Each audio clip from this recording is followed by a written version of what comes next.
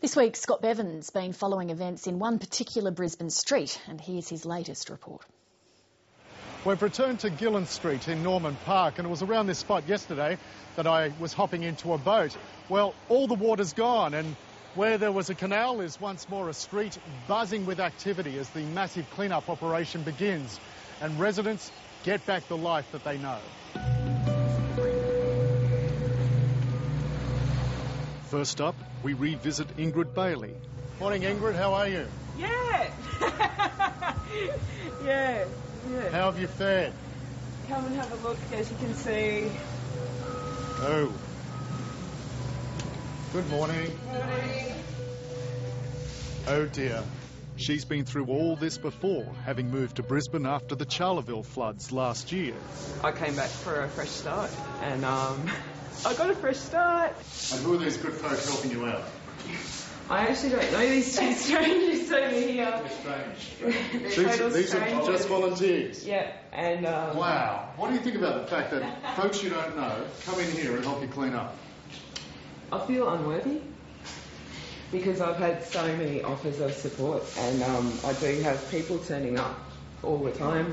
We're happy to help out. Now, these kind-hearted souls are Hugh and Robin Summers from about 20 minutes drive away. Well, we just feel so sorry for them, and we feel almost guilty that our house is safe, so it's the least we can do.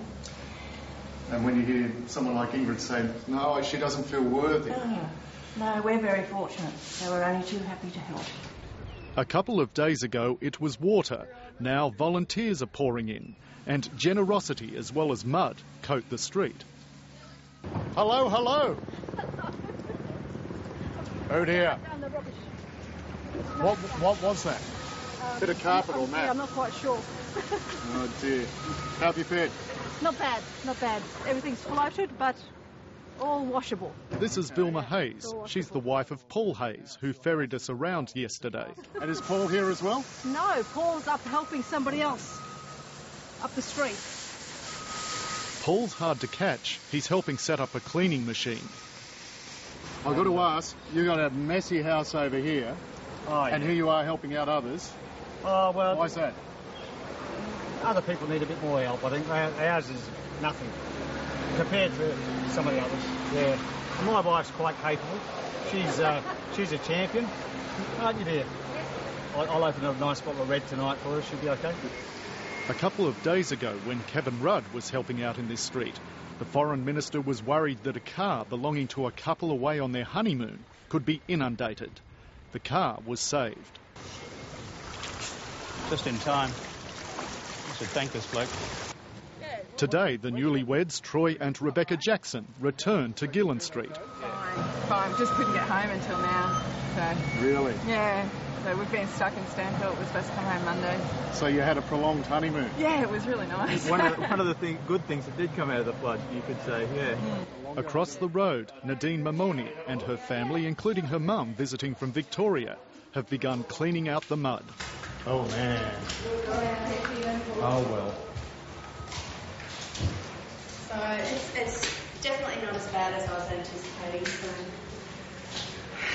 just got to get on with it now. Yeah.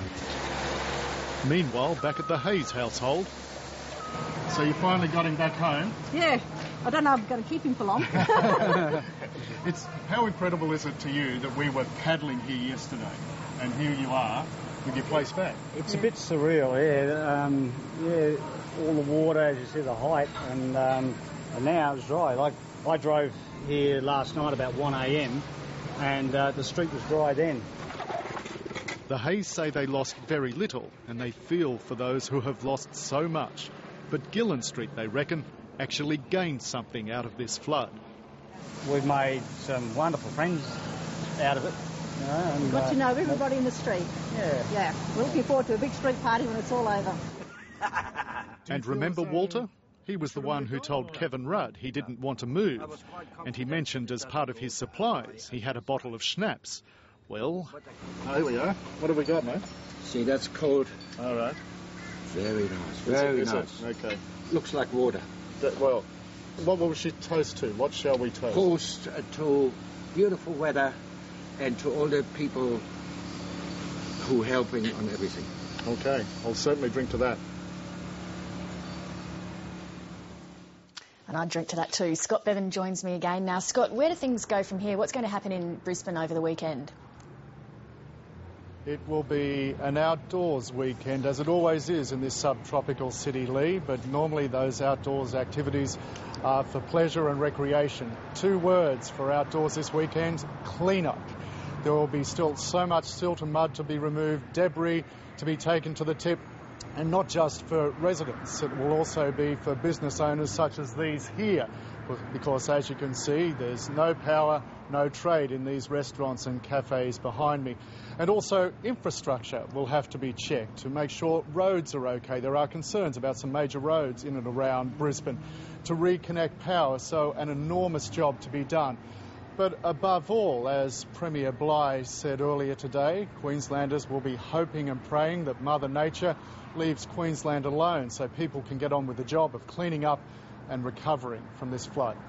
Everyone's hoping that, I think. Scott, thank you for all your excellent work this week. We'll see you next week.